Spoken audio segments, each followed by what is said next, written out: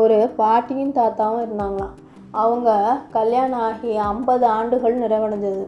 அப்போது அந்த தாத்தா அந்த பாட்டிக்கு ஒரு பரிசு தரேன் அப்படின்னு சொல்லிட்டு அவங்களுக்கு ஒரு கை கடிகாரத்தை பரிசாக கொடுக்குறாங்க. அதை மனமகிழ்ச்சியோடு வாங்கி அவங்க கையில் கட்டிக்கிறாங்க. அப்போது அந்த பாட்டி அதுக்கு பதிலாக அந்த தாத்தாட்ட என்ன சொல்கிறாங்க அப்படின்னா, நானும் உங்ககிட்ட இவ்வளோ நாளாக ஒரு விஷயத்த சொல்லவே இல்லை, அந்த விஷயத்த இன்றைக்கி உங்களுக்கு நான் காட்டுறேன் அப்படின்னு சொல்கிறாங்க. என்ன அப்படின்னு அந்த தாத்தா கேட்குறாரு. அப்போ சொல்கிறாங்க, நீங்கள் வாங்க அப்படின்னு சொல்லிட்டு ஒரு பெட்டியை திறந்து காட்டுறாங்க. அதில் ஒரு பொம்மை இருக்குது.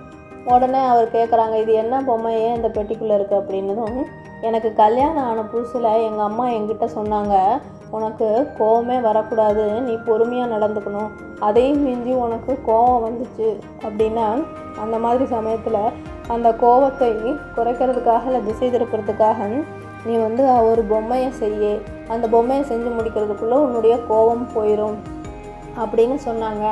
அது மாதிரி எங்கள் அம்மா சொன்னதை கேட்டு நான் செஞ்சது தான் இந்த பொம்மை அப்படின்னு சொல்லி காட்டுறாங்க.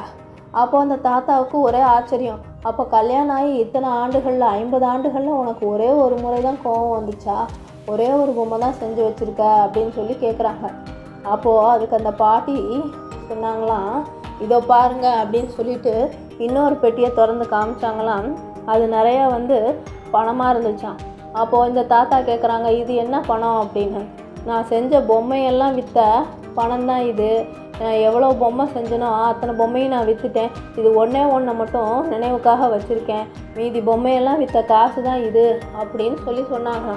அதை கேட்ட உடனே அந்த தாத்தாவுக்கு சிரிக்கிறதா அழுகிறதானே தெரியலையா. அதனால் மக்களே, இது சிரிக்க வேண்டிய விஷயமா சிந்திக்க வேண்டிய விஷயமான்னு நீங்களே முடிவு பண்ணிக்கோங்க. நன்றி.